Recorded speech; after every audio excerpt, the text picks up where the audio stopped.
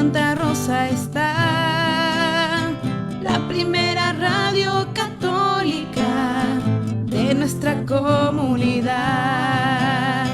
Radio Santa Rosa, consuelo y paz. Radio Santa Rosa. Para el Perú y el mundo, Santa Rosa, buenas nuevas en tu vida. Radio Santa Rosa, consuelo y paz. Radio Santa Rosa. La Sociedad Dominica de Medios de Comunicación, Sodomco, presenta A Pensar Más con Rosa María Palacios.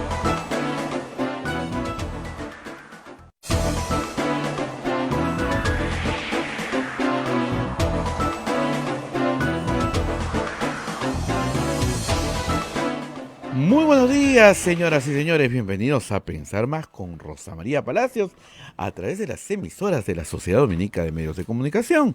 Lima nos escucha por Radio Santa Rosa, Chimbote por Radio Santo Domingo, Arequipa Radio San Martín, Cusco Radio Veritas, Ucayali Radio Cepagua, La Convención Radio Quillabamba, Puerto Maldonado, Radio Madre de Dios. También se une una red de amigos, de emisoras amigas como Radio Huánuco en Huánuco, Radio La Voz de Ayacucho en Ayacucho, Radio Pública en Puno, Radio Moro en Ancash, Radio Cumbre en Huancayo, es la radio del Arzobispado, Radio Milenio en Satipo, Radio Estación Solar en Abancay, Radio Oriente en Yurimagua, Radio Los Ángeles en Chota, Cajamarca, Apumac Estéreo, AM Tagua. También los aplicativos nos puedes tener en las páginas, en los teléfonos celulares y la página web de Radio Santa Rosa, www.radiosantarosa.com.pe. Rosa María, muy buenos días. Muy buenos días, estamos nuevamente de regreso con ustedes aquí en Radio Santa Rosa a Pensar Más. Y bueno, vamos a pensar un poquito más porque tenemos, este programa está dedicado mucho a los temas internacionales. Vamos a hablar de lo que ha sucedido en Bolivia, que se reclama fraude por todas partes. Pero parece ser que Evo Morales alista la posibilidad de gobernar pues 20 años Bolivia, ¿no? Impresionante. ¿No te sabe esta reelección a lo que hizo la última vez Fujimori en el Perú? Claro, pero a Alberto Fujimori se le probó pues que era fraude y no le quedó más remedio que renunciar cuando por severos actos de corrupción era clarísimo que su gobierno caía. Pero parece ser que en Bolivia no hay esa capacidad de movilización. Es curioso. Tú sabes que en el año 2004 se eligió como presidente al señor Carlos Mesa, un profesor de historia, periodista también. Lo he entrevistado hace muchos años cuando era presidente de Bolivia. Un hombre muy, ¿cómo te podría decir?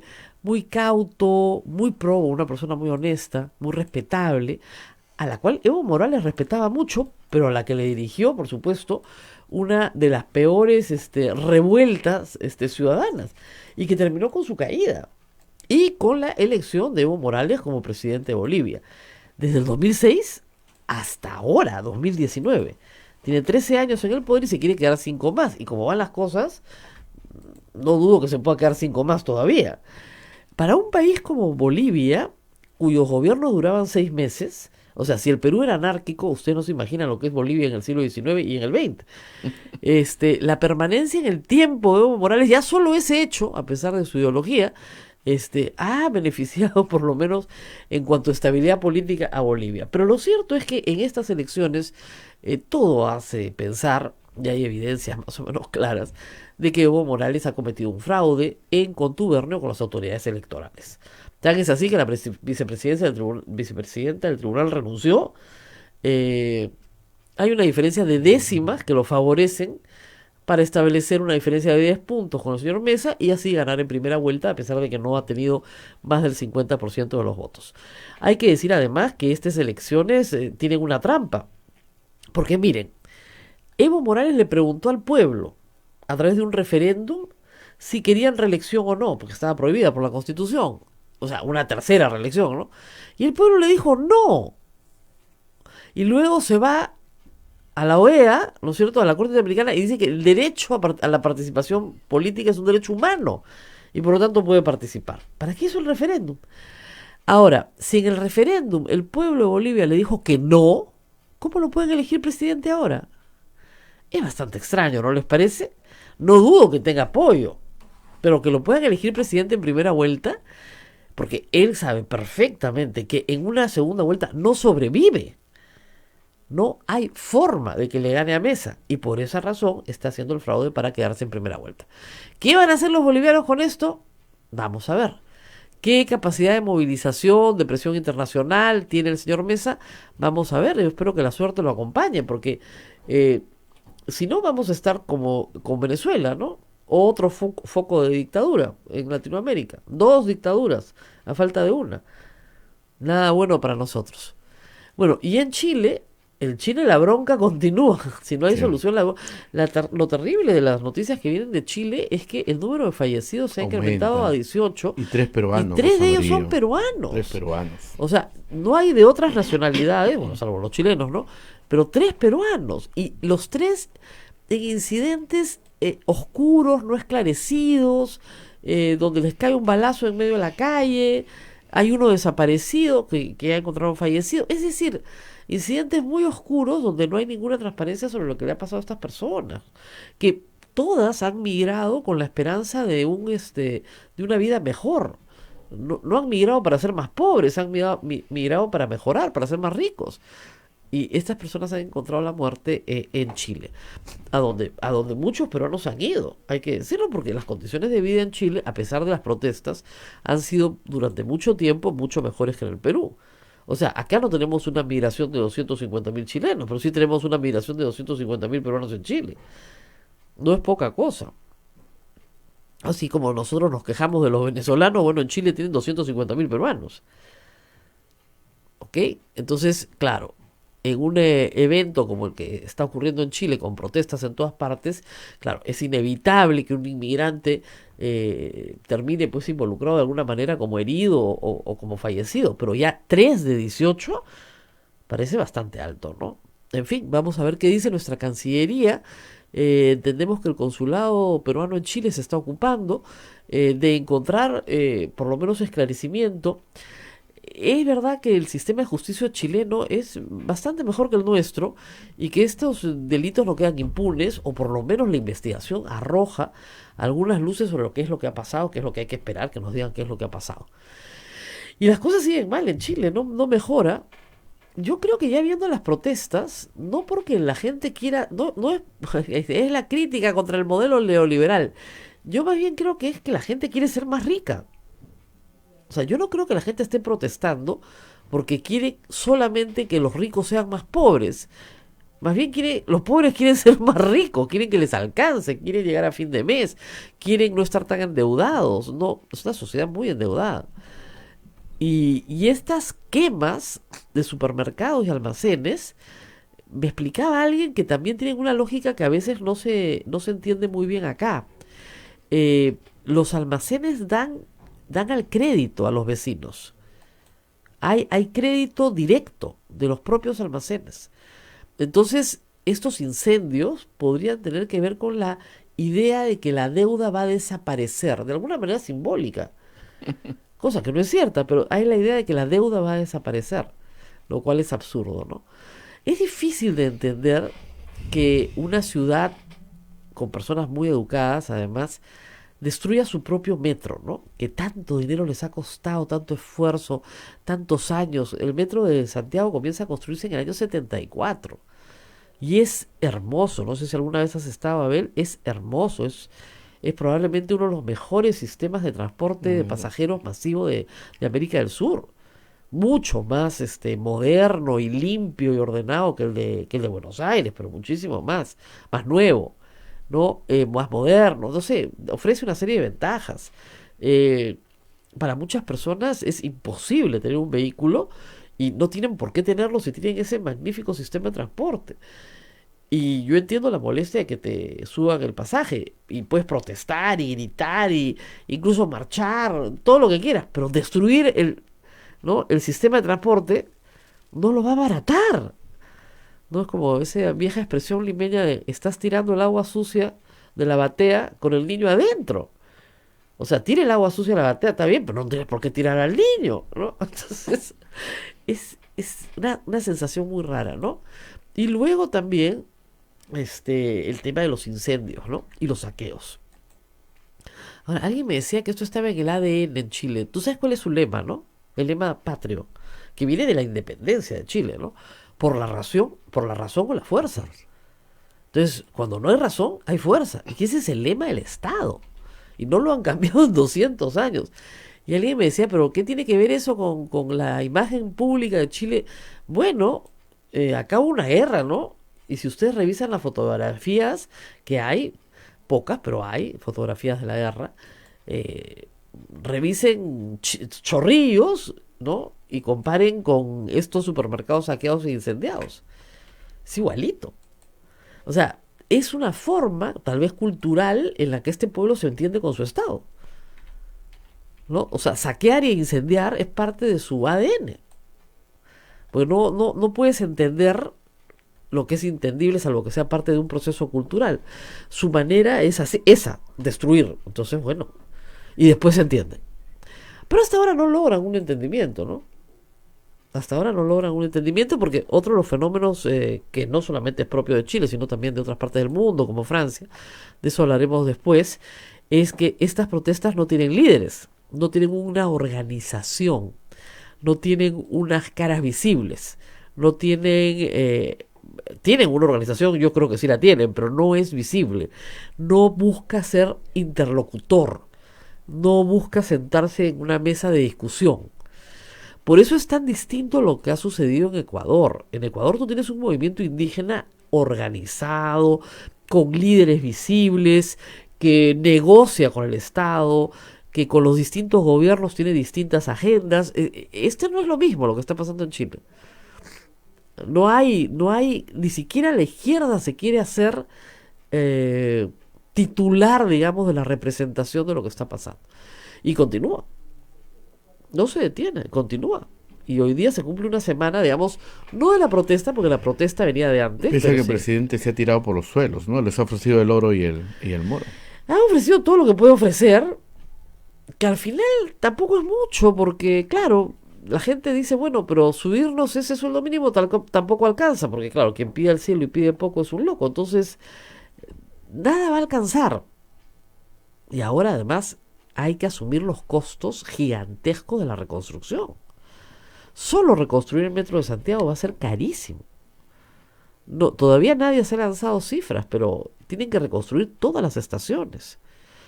En algunos casos no se ha dañado la vía, que es lo más caro, felizmente, pero los vagones están destrozados, los vagones son carísimos. Mandar a hacer un vagón a medida, ¿no es cierto? Y que te lo traigan, porque esto se importa, te demora 6 meses, un año. Entonces puede ser que Chile se quede sin transporte público un año. Y no te digo los centros de acopio y abastecimiento, porque si algo apreciaba el público era que justamente en estos almacenes te daban crédito. En los mercados públicos, como llaman ellos las ferias, lo que nosotros llamamos el mercado, compras en efectivo. No hay ningún crédito. Entonces ahora o tienes plata en el bolsillo o no tienes comida. Y además, como te digo, este fenómeno del saqueo ha llevado a, yo he visto, los virales son increíbles, gente que filma todo lo que se ha robado y lo pone en redes sociales, con gran alegría. Y dice, mira el plasma que nos hemos robado. Nadie con hambre se roba un plasma, pues, ¿no? Ahora, el mismo fenómeno se dio en el terremoto del 2010. Pero lo pararon rápido. Esta vez ya es casi incontenible.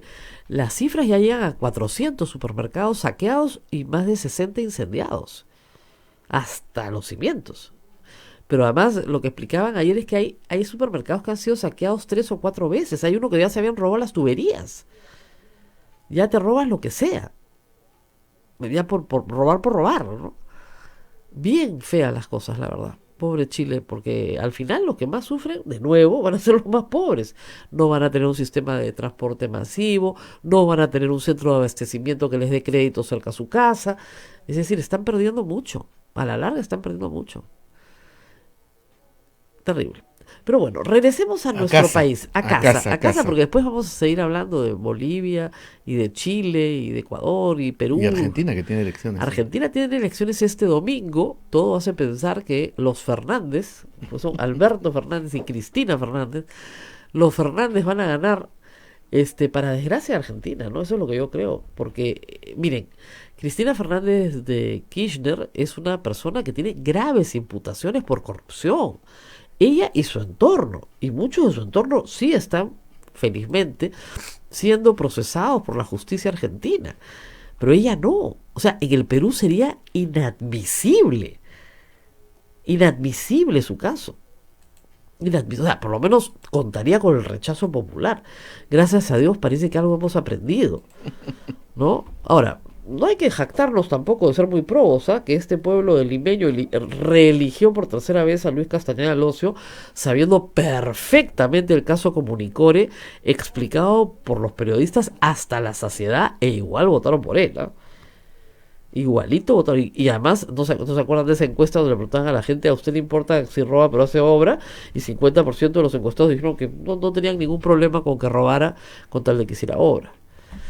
Entonces parece que algo hemos aprendido, no sé si por mucho tiempo, pero miren, los que roban al final no hacen obra, te dejan una obra cara, y miren la obra que les dejó Castañeda, ¿no? Con unos peajes carísimos que hay que pagar los próximos 40 años. Entonces, ¿qué te está quedando al final? O sea que sí vale la pena pensarlo. Y yo ayer decía en Twitter, si hay algo por lo cual no se incendia la paralela en el Perú, es por eso. Hay cuestiones que no te ponen plata en el bolsillo, pero son simbólicas. O sea, si tú a todos los presidentes rateros los tienes presos, bueno, te da cierta dignidad, ¿no? Y alguien me decía, no, que no están presos. Un momentito, repasemos la lista. Alberto Fujimori, preso. Alejandro Toledo está preso. No está en su casa, está preso en una cárcel en Estados Unidos de mediana seguridad, pues estaba en una de altísima seguridad que ni siquiera, de esa no hay ni solo la base naval en el Perú, Ya, 2, 3. Alan García se suicidó. Por no ir preso. Por no ir preso, que peor, él se aplicó solito la pena de muerte. Ollantaytamala ha estado preso 10 meses y está libre esperando su proceso. El problema es que la Fiscalía no logra acreditar nada más hasta ahora que no sea donaciones de campaña. No hay otro tema. Y en ese tema es posible que salga limpio. Y luego, pero Pablo Kuczynski está con arresto domiciliario, no puede salir de su casa. No puede ver a su esposa, no puede ver a su hija, que están viviendo en los Estados Unidos, porque obviamente se ponen de miedo de venir al Perú, etcétera, etcétera. O sea, ¿eso les parece premio? Esos son los expresidentes. Todos los expresidentes del Perú. Y podemos arrancar la lista de viceministros, ministros generales, porque también estamos hablando de asociados. Y pasemos la lista de los alcaldes. Susana Villarán, presa. Luis Castañeda Locio, discúlpeme, pero está en capilla, ¿no? Que a todo el mundo le queda más o menos claro. Keiko Fujimori, presa. Y no sale hasta abril, que sepamos. Entonces, podemos seguir andando, partido por partido. O sea, no en el APRA, bueno, empecemos. Miren lo que le ha pasado a Luciana León. Para empezar. Y siguen firma. Porque ahí están procesados muchos por el gobierno. Caso del Metro de Lima, caso de decretos supremos. Hay montones. Entonces, y el señor Velázquez Quesquén está tratando de salvar la vida en Lambayeque. Y no es el único. Entonces ahí para rato. Entonces hay la sensación en el Perú de que algunos jueces y un puñado de fiscales están logrando limpiar la política peruana de la corrupción en la que ha vivido durante muchísimos años.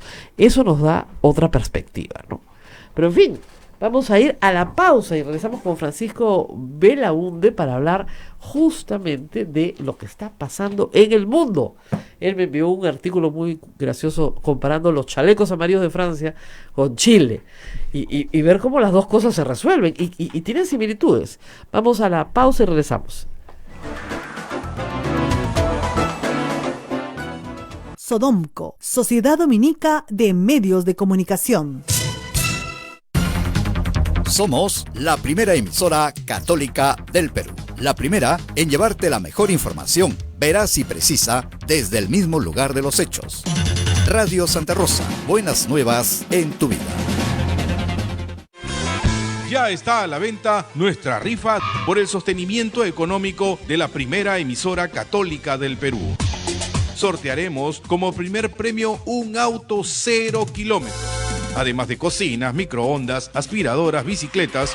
Para los presentes, regalos sorpresas y un super show musical, platos típicos y nuestra tómbola regalona. Pueden adquirir sus tickets en nuestras oficinas ubicadas en Girón Camaná 158 Lima a solo 5 soles. Radio Santa Rosa, buenas nuevas en tu vida. Santa Rosa, buenas nuevas en tu vida. Sodomco, Sociedad Dominica de Medios de Comunicación.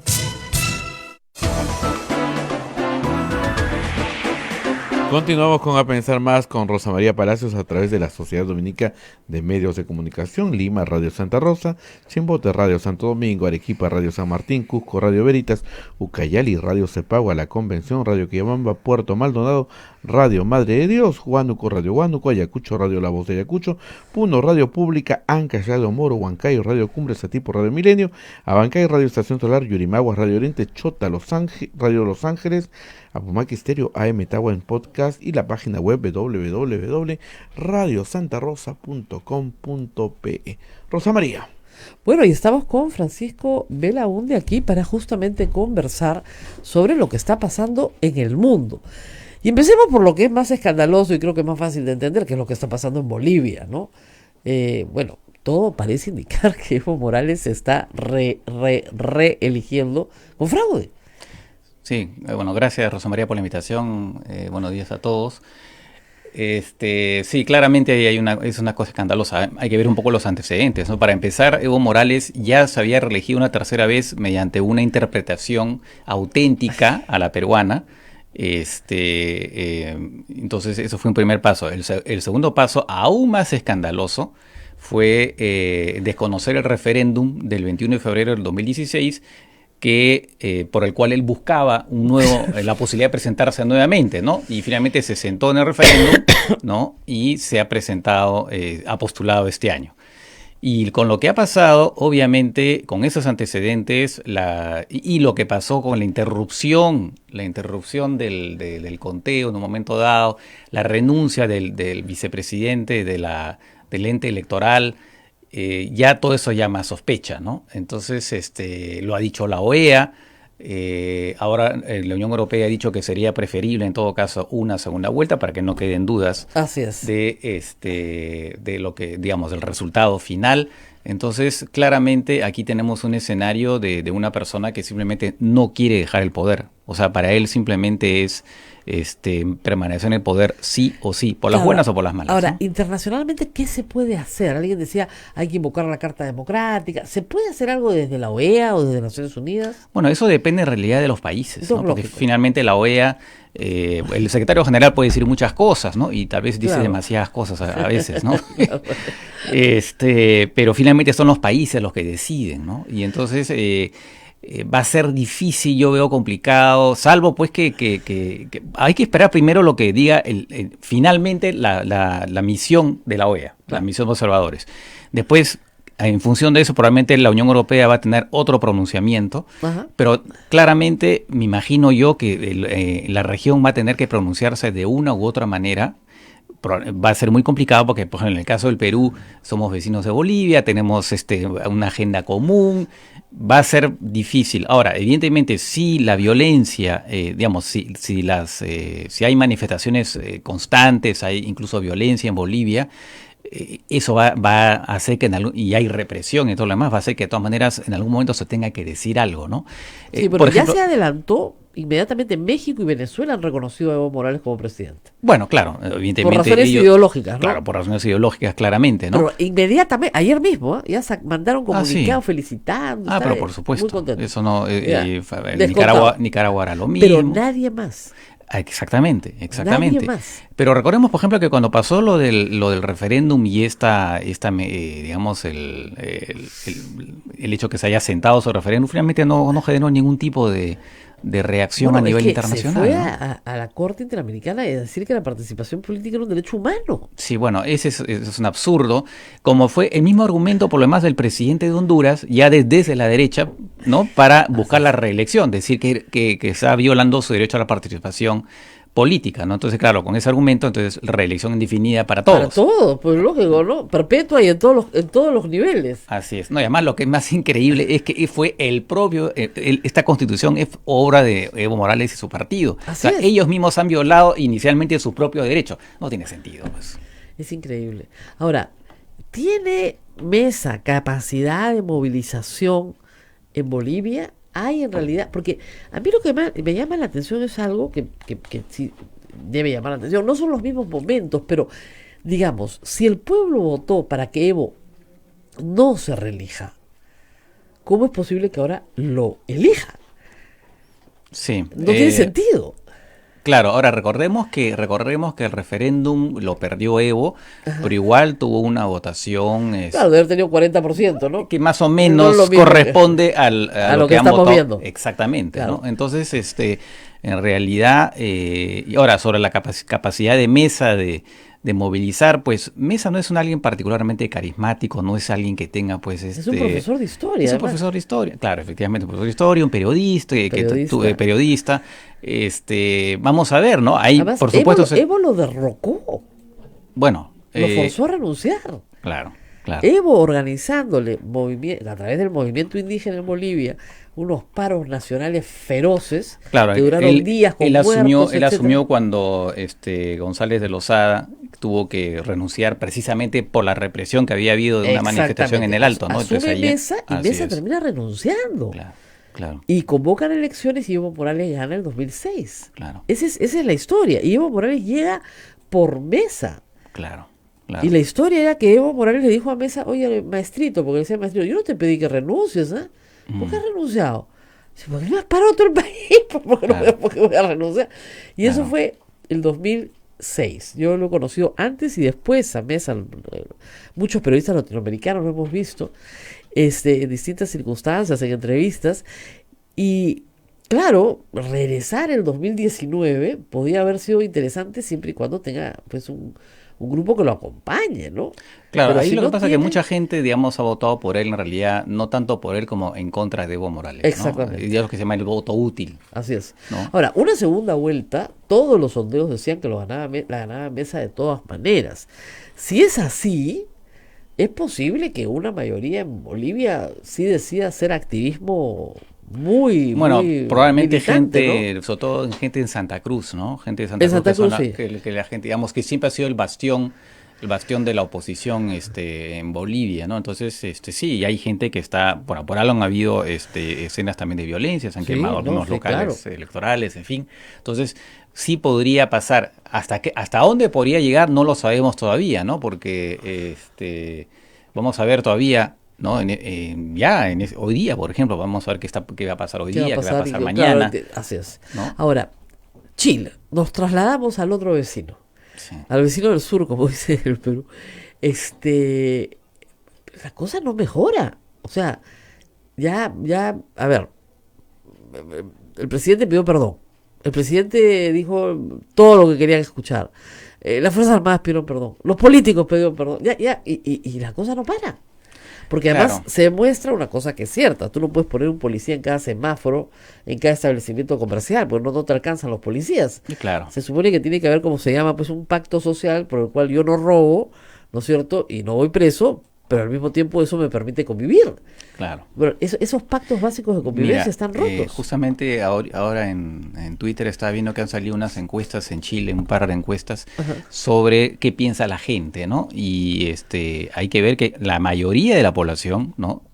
Ciertamente más en los jóvenes que en los... Pero estamos alrededor del 80% alrededor de gente que apoya las protestas, ¿no? E incluso de esa 75% de gente que se considera de derecha está de acuerdo.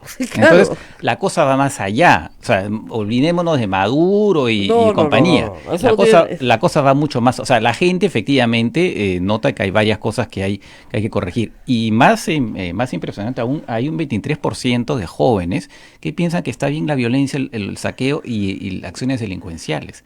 O 23%. sea, es bastante. Es una cuarta parte del país. Es una proporción importante y que explicaría pues en parte por lo menos, explicaría pues esta racha de incendios.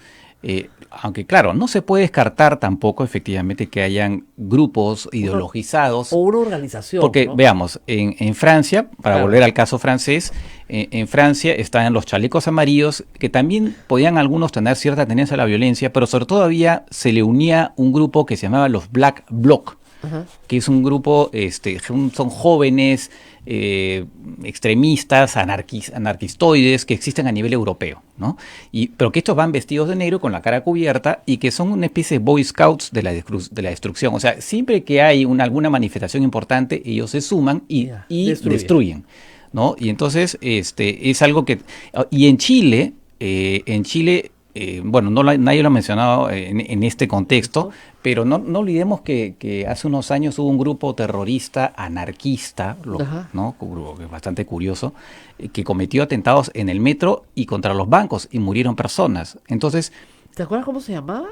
No recuerdo en este momento, pero eso fue hace unos años, ¿no? Claro. Y entonces sí hay definitivamente gente extremista, claro, que está dispuesta, digamos, tipo nihilista, o sea, destruirlo todo.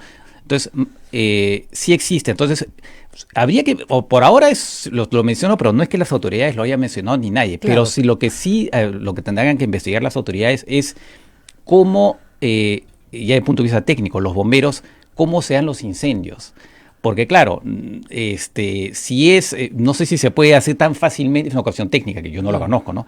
Pero así nomás, incendiar una estación de metro con tanta rapidez, van a tener que, porque ¿qué pasa si encuentran residuos de químicos?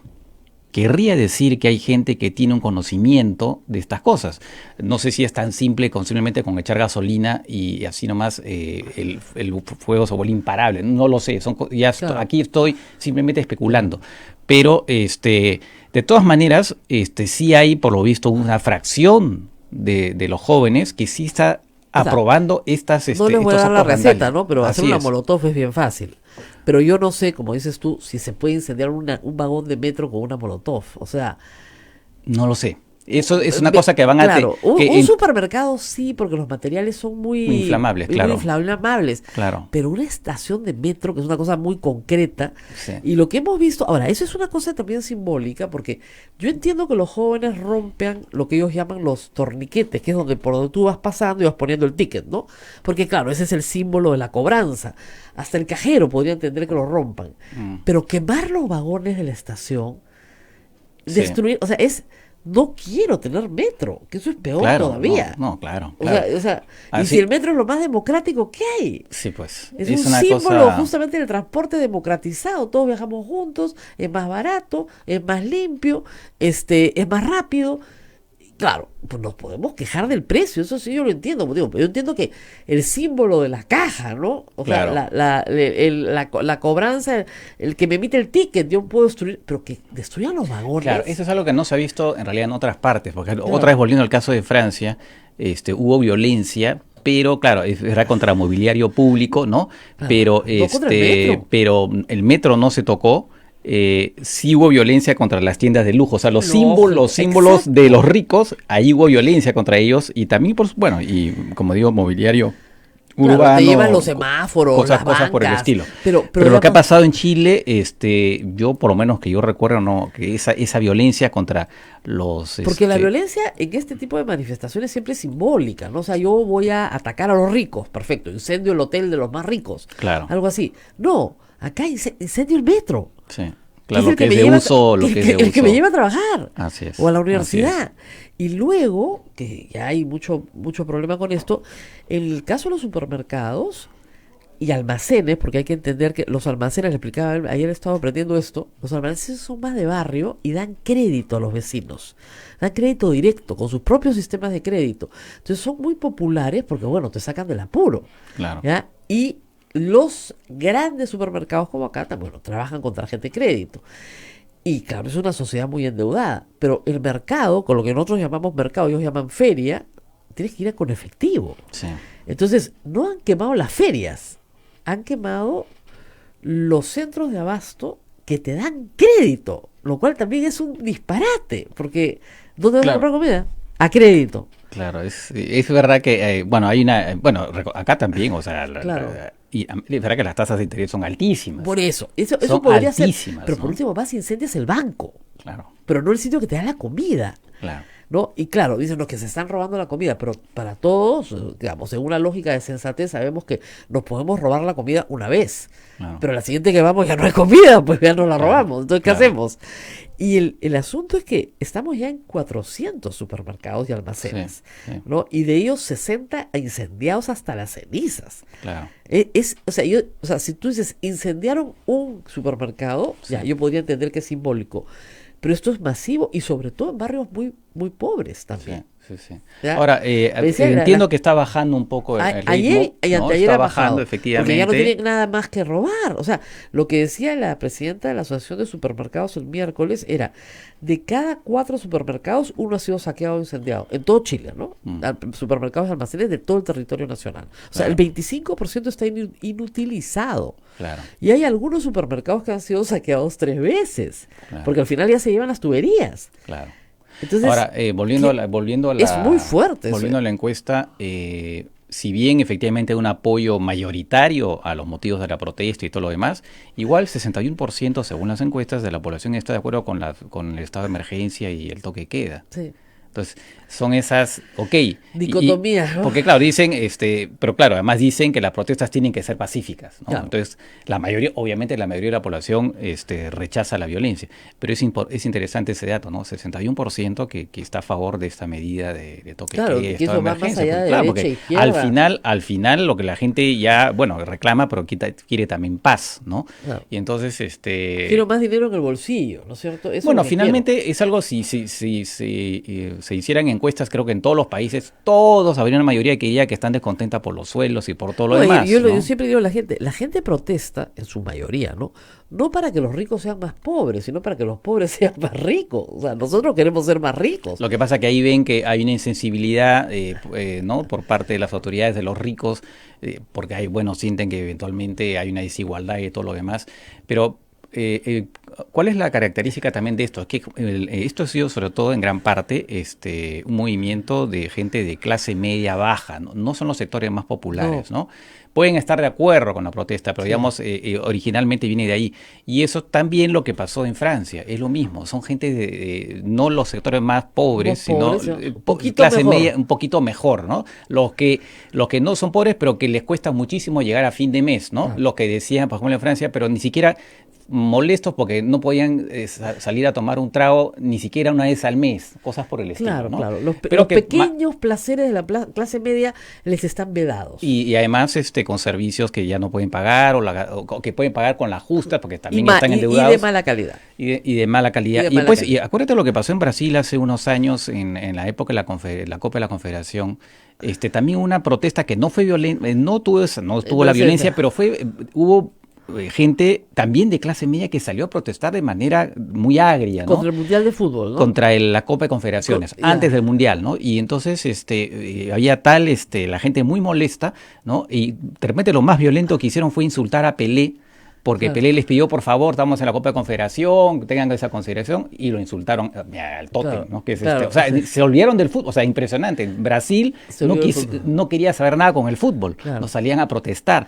Entonces, claro. Bueno, es que veían también que los estadios que se habían hecho tenían mucha también, corrupción. Exactamente. Y el tema de la corrupción es un tema... Ahí el motivo inicial fue el transporte. También el transporte. Buscaban una buena calidad. O sea, ya se piden servicios que Un sean poquito buenos, mejor. mejores y también a precio ¿Y en accesible, Francia ¿no? también es por eso servicios? Bueno, en Francia en parte también, ¿no? En Francia lo que pasa es que en muchos sectores el Estado se ha ido retirando por cuestiones de austeridad. Claro. Ha quitado oficinas públicas de determinados pueblos para ponerlos en otros lugares, lo que implica un desplazamiento, Lógico. ¿no? de la gente, lo que implica además gastar en gasolina y todo lo demás. Recordemos que en Francia el detonante, así como en Chile el detonante fue El metro. el metro, en Francia fue la imposición de un impuesto, la instauración de un impuesto a las gasolinas más contaminantes. O sea, era un impuesto ecológico, Ya. ¿no? Pero claro, al final, ¿quiénes son los que los que compran esa gasolina?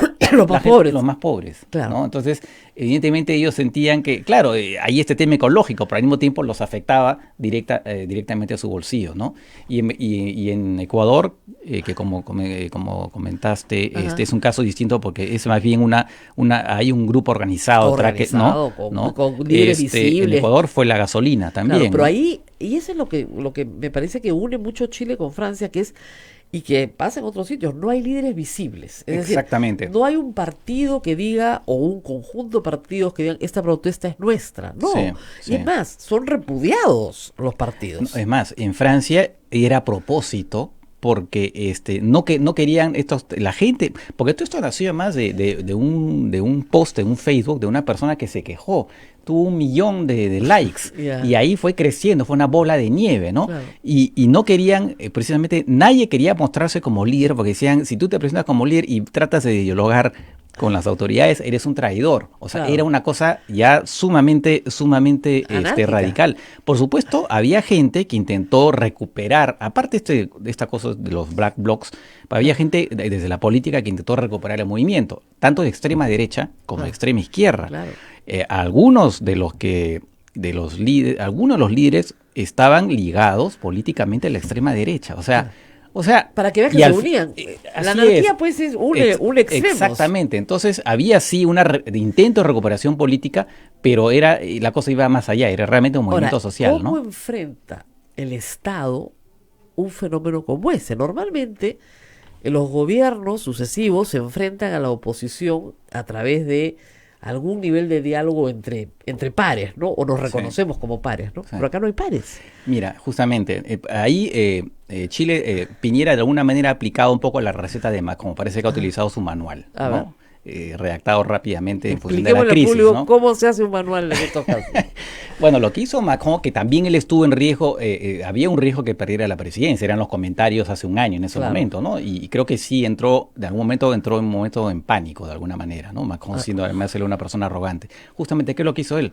Primero retrocede en la medida y hace como hizo Piñera, dio otras medidas de tipo social, en fin, como ha hecho ahora. Populares, digamos. Y también reconoció que esto era un problema, que tenía varias décadas y algo así como perdón, tenemos que efectivamente tomar en cuenta todas estas cosas. Un poco lo que ha hecho Piñera. Ya. Pero además lanzó un diálogo nacional. ¿Ya?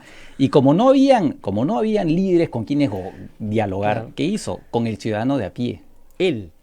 O sea, bueno, él asistió, es decir, fue un diálogo que organizó donde a nivel de municipalidades la gente se reunía con las autoridades a dialogar, porque además se dio cuenta, y eso lo dijeron muchas personas. Bueno, en Chile han comenzado ayer a hacer cabildos. Bueno, algo por el estilo. Exactamente Entonces, igual. y no solamente fue, él asistió a algunas, evidentemente Claro. no podía asistir a todas, sus ministros también, en fin. Funcionarios del A Estado. nivel de todo el país se dio un diálogo y además también habilitaron una página web del gobierno para que la gente pudiera expresarse. Lo que querían era que la gente se expresara. Claro. Había unas ganas de la gente porque así como en Chile el movimiento tenía, más allá del rechazo a la violencia, tenía un apoyo mayoritario de la población, Ya, ok. ¿no? Entonces Se le falta la página web para los y chilenos. entonces creó esta página Para para que que lo la gente insulte. para que la gente pudiera expresarse Que lo y entonces insulten como y quieran, ya. al final, mira, el resultado de todo esto fue, digamos, reunir un documento, ¿no? Que al final le fue entregado, le fue entregado al presidente y él en función de eso decide qué medidas adoptar. Entonces, y ahora Macron, el presupuesto de ese año para el próximo año, por ejemplo, es un presupuesto que deja de lado un poquito el tema del equilibrio fiscal hasta cierto punto, hasta Claro. el punto que la Unión Europea, que tiene sus propias reglas, está un poco preocupada, para poder justamente tener margen para medidas de tipo social. Entonces, ha sido y no quiere decir que cuando él pidió perdón y todo lo demás, inmediatamente las cosas bajaron. No. Continuó la protesta. Lo que pasa es que poco a poco ha ido reduciéndose, ¿no? Y Ahora, entonces de esa manera logró sobrevivir. Pero él estuvo en riesgo. Claro, ahora es un tipo de democracia pues muy populista. Chávez la practicaba, ¿no? O sea, Chávez hacía estos cabildos enormes, iba al pueblo, claro, todo estaba más o menos organizado. Al que he visto hacerlo fue a Uribe, al presidente de Colombia. Iba pueblo por se reunía con todo el pueblo y la gente decía, señor, no sé, pues no tenemos el muelle para atracar el bote.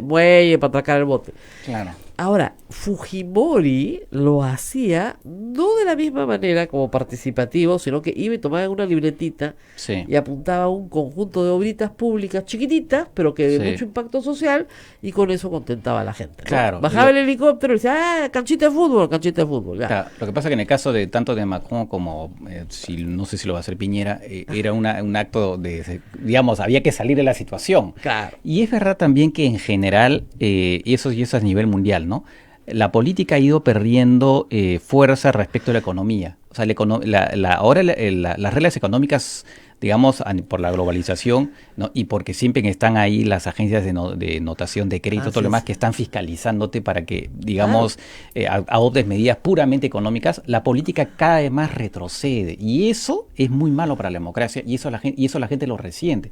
Es más, los sindicatos también están perdiendo fuerza, porque en Europa, por ejemplo, un sindicato protesta y dicen no estamos de acuerdo, entonces la empresa le dice, ¿sabes qué? Bueno, no estás de acuerdo, ¿sabes qué? Mudo mi fábrica, me voy a China. Me voy. Entonces, ¿sabes qué? Tú aceptas, entonces ya no queda margen para que la gente pueda lograr mejores condiciones más allá del mercado, del mercado, si quieres, ¿no? Ahora, entonces, eso es muy grave porque eso es a nivel mundial, ¿no? Ahora, hay otro elemento también que leía en estos días, que es el crecimiento chileno. El crecimiento chileno ha sido muy potente para justamente sacar a los más pobres de la pobreza. Pero el problema es que depende mucho de China. Chile depende de China en sus exportaciones, que es uno de sus principales mercados. Y China está en una guerra comercial con los Estados Unidos y se prevé que Chile no crezca más del 2.2 este año.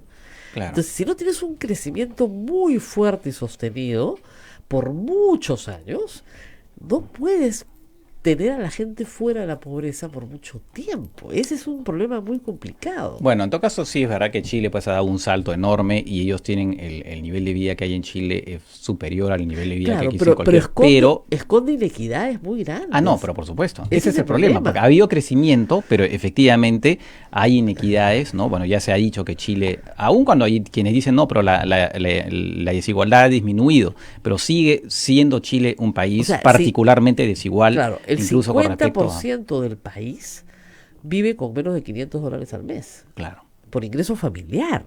Claro. Entonces, digamos, su sueldo mínimo es como $400. Tú irás para el Perú, ¡wow! Buenísimo, sacás 930, ¿qué te pasa? Claro. Pero el ingreso familiar de nosotros está compuesto por muchos elementos, ¿no? Que el tío que trabaja y vive en la casa, la mamá, el papá, algún hijo. La gente se recursea porque mucho. Tenemos una informalidad brutal. La y informalidad porque además es un factor. de lo que ganamos, no le aportamos a nadie. Claro. El 80% del Perú no aporta a nadie. Entonces, subieron la comisión de la AFP. A mí que me importa si no tengo AFP. Claro. ¿No? Y tampoco tengo seguros. Quisiera tenerlo, sí, es aspiracional, pero no es real. Porque cuando te dicen que te van a descontar para el seguro, ya no quieres. Entonces, ese 50% de la población que gana $500 al mes como ingreso familiar, sí, pues está sobreendeudado. Y para mandar a un hijo a la universidad pública, que también le cobra, obligan al hijo a endeudarse por vida, aparentemente. Es el fenómeno que pasa en Estados Unidos, ¿no? En Estados Unidos la deuda estudiantil es terrible, ¿no? Es uno de los problemas que tiene Estados Unidos, ¿no? Salvo las universidades públicas que sí subsidian, pero los chicos tienen que trabajar para la universidad. O sea, tienes que trabajar. O sea, si no trabajas, olvídate, no hay forma. Entonces todos tienen que trabajar. Y el que no puede trabajar, piña, tiene que trabajar. Entonces, sí, es un costo alto, pero en Chile, que sí tenía una buena universidad pública, para muchos chilenos, o sea, sí tienen acceso al crédito, porque acá no hay acceso al crédito, sí tienen acceso, pero el problema es que son deudas de por vida. Y no es como acá que te haces el loco, pues si no pagas. No, allá sí pagas, ¿te das cuenta?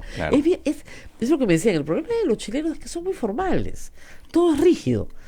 ¿Ya? Entonces todos pagan el seguro social, todos pagan la AFP, entonces claro, a fin de mes no te alcanza para nada. Claro, ese es el tema, ¿no? O sea,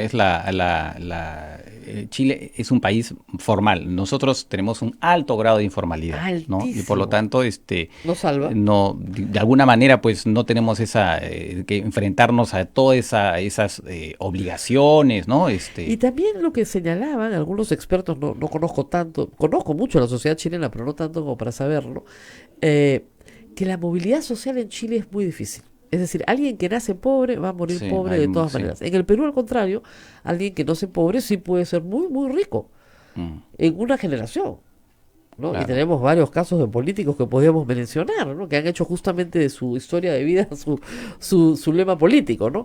Pero que sí, aquí, a diferencia de que en Chile, la movilidad social es posible. En cambio, en Chile es casi imposible. Claro, allá, digamos, a la gente que ha salido de la pobreza, pero se ha quedado un estadio, digamos, ha subido unos escalones, ¿no? Ha salido de la miseria en todo caso, Exactamente. pero se ha quedado ahí. O sea, se ha quedado ahí. es una y sociedad no... que sacó a todos de la miseria. Eso Prácticamente. casi no hay miseria. Claro. Casi nada. Nosotros Claro, sí muy tenemos poco, miseria. muy poco. Pero con el precio de que no hay movilidad social.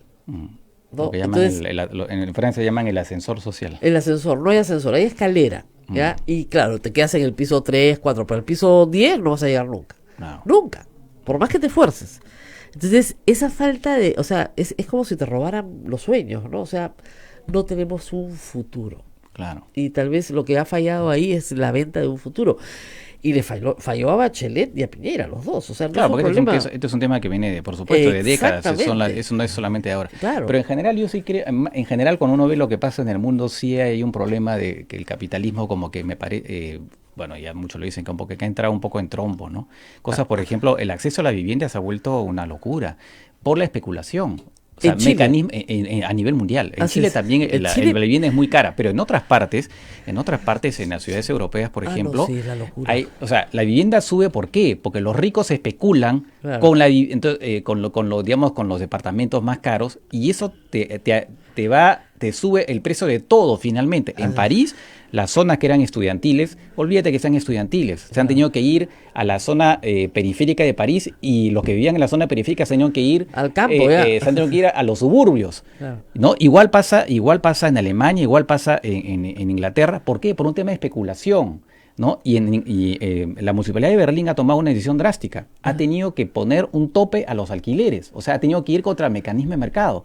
Pero lo ha hecho, ¿por qué? Porque hay una desesperación de la gente que finalmente ya no consigue vivienda a precio asequible. Claro. Entonces, eso es un fenómeno que es propio del capitalismo, que es la especulación con la vivienda, pero la vivienda pues tiene un componente social que no puedes ignorar. Claro. Y otra después cosa está que también, leía- perdóname, el tema de lo que pasó en la crisis del 2008. La crisis del 2008 fue también un tema de especulación y que se dio porque estas normas que existían entre separación de la banca, digamos, de depósitos de la banca de inversión fueron anuladas en la época de Clinton, y entonces generó pues que los bancos, ¿no? de depósitos, comenzaron a especular también, o sea, Con hipotecas malas. a jugar con la plata de los depositantes. Entonces eso te genera, pues, es un problema enorme. O sea, hay una irresponsabilidad por parte, digamos, de las grandes empresas, los grandes bancos, que al final fue lo que llevó a esta crisis gigantesca que ha tenido el mundo, ¿no? Vamos a la pausa, regreso con un comentario justamente que me hacían de personas vinculadas a la industria de la construcción, peruanos en Chile, ¿no? Regresamos con eso. Sodomco, Sociedad Dominica de Medios de Comunicación. Amigos de la radio, nos vamos de paseo a la bella y colorida Antioquía. Este próximo sábado 23 de noviembre pasearemos por la acogedora Antioquía, conocida como la Ciudad Retablo. Haremos un recorrido por sus vistosas calles, sus casas murales y la pintoresca parroquia del Espíritu Santo. Y ascenderemos al mirador para apreciar sus bondades, visitando el pueblo de Nieve para comprar y degustar los deliciosos productos de la zona, acompañados de un guía local para conocer su complejo arqueológico y no te puedes perder el suculento almuerzo con platos típicos de la zona. Ya lo sabes, este sábado 23 de noviembre desde las 7 de la mañana partimos desde el Convento Santo Domingo de Lima y llegamos a Antioquía. Recuerda que los pasajes son numerados. No te quedes en casa, vámonos de paseo. Para mayor información, llámanos al teléfono 555-3878, anexo 101. Radio Santa Rosa, buenas nuevas en tu vida.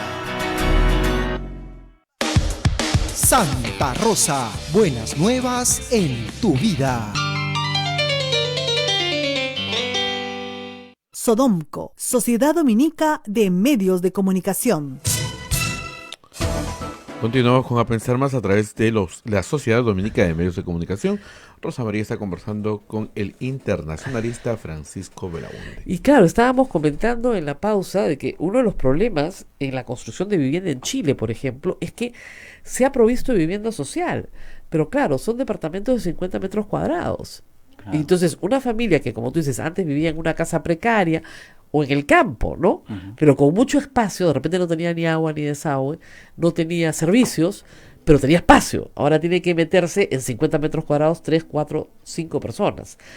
Y eso es muy duro para los seres humanos. A pesar de que puedas tener áreas de esparcimiento, públicas, etcétera, son espacios pequeños. Y también ahí ha habido, claro, la idea de te saco la pobreza lo más rápido posible. Claro. Pero o sea, te saco la pobreza y entonces te pongo en una mejor situación, pero eso tiene, claro, estrecho y no estás viendo lo que viene después, como lo que contaba el tema de esto de que Ricardo Lagos, según cuenta Oppenheimer en un artículo, decía que la gente se quejaba porque decía, oigan, ya pues, no tenemos estos pequeños apartamentos, pero ustedes no han previsto sitio para el estacionamiento, para estacionar nuestros carros. Y Lagos le dijo, ¿usted imaginó que iba a tener auto hace 20 años?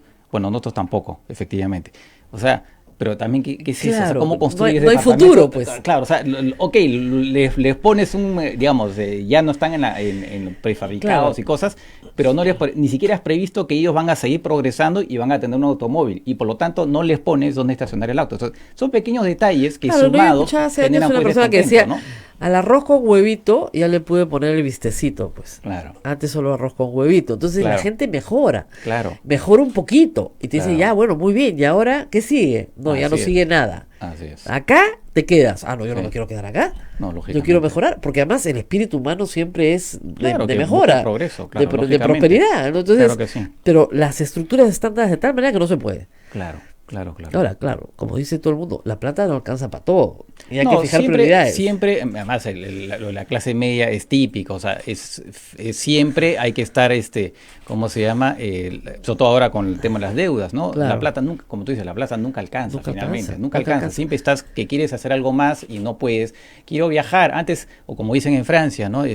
Antes yo podía irme de vacaciones al extranjero, ya no puedo. Claro. Cosas así. Claro. Porque es verdad, o sea, ha habido un estancamiento en general y además con esto también de la globalización, los empleos ahora son muchas veces más precarios, ¿no? Muy precarios. Todo lo que era esta cosa industrial que hacía que la gente obtuviera beneficios adicionales a través de la negociación sindical, eso en muchos casos ya desapareció.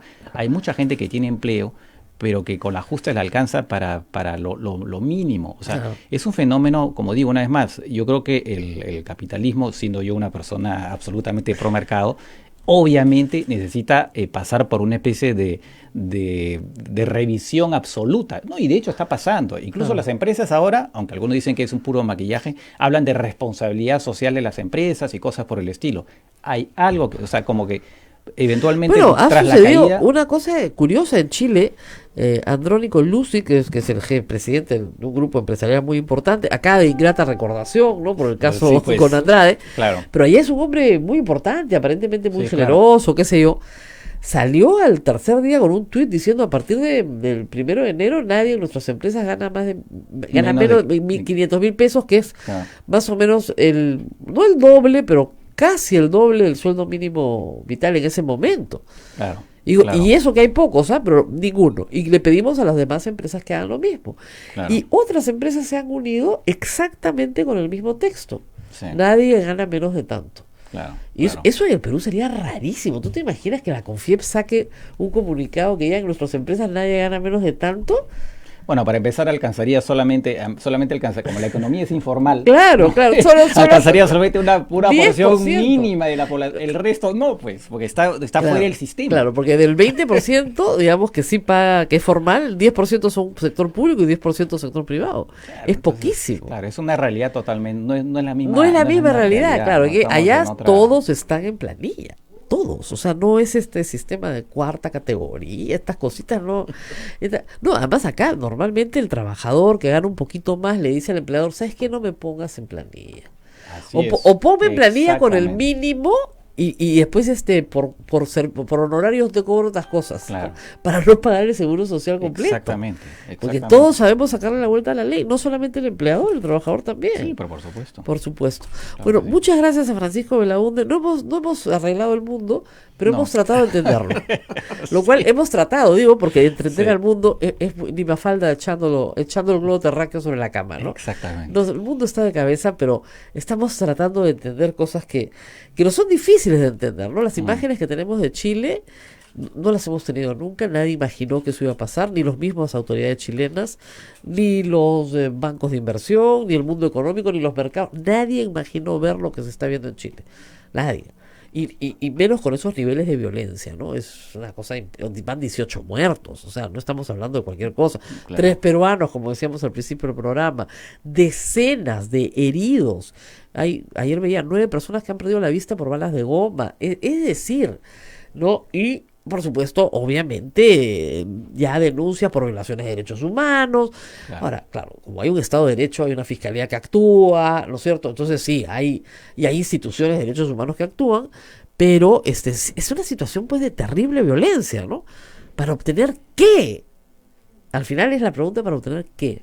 Ajá. En fin, nos tenemos que ir. El día domingo se clausura el sínodo Ay, de la sí, Amazonía. sí, muy Rosa importante, María. muy importante. Como ustedes saben, el Papa nos ha pedido a todos que recemos por el sínodo de la Amazonía. El día domingo se clausura y luego, como ustedes saben, la Iglesia pues no es una asamblea democrática donde en el sínodo no es un congreso donde se vota las leyes que se van a aprobar.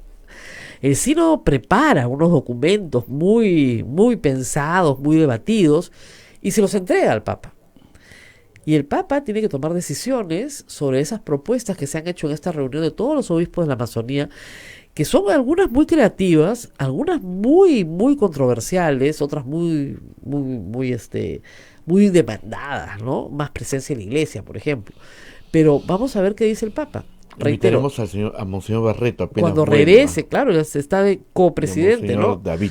A ver si puede venir A ver si Monseñor David de Puerto Maldonado, antes de irse a Puerto Maldonado, se da un saltito Así por acá es. y nos cuenta qué propusieron. Reitero, un sínodo, hay gente que tiene una idea de la iglesia un poco extraña. A ver, siempre lo digo, el obispo no es el jefe de la iglesia. El obispo de Lima es el jefe de la iglesia católica. No, la iglesia católica no tiene un jefe, tiene un papa. Y el papa recibe de estas asambleas que él mismo convoca consejo, ¿ok? Pero es un consejo muy elaborado, muy debatido, muy consensuado, y eso es lo que prepara el sínodo. Ahora, hay documentos preparatorios para ir al sínodo que se demora mucho tiempo en preparar. Es un trabajo de muchos años. Cuando el Papa vino al Perú, en enero del 2018, ya se había convocado el sínodo. Imagínense ustedes la cantidad de tiempo. Y a Puerto Maldonado fueron casi todos los obispos que deben estar ahora en el sínodo. Fueron muchísimos.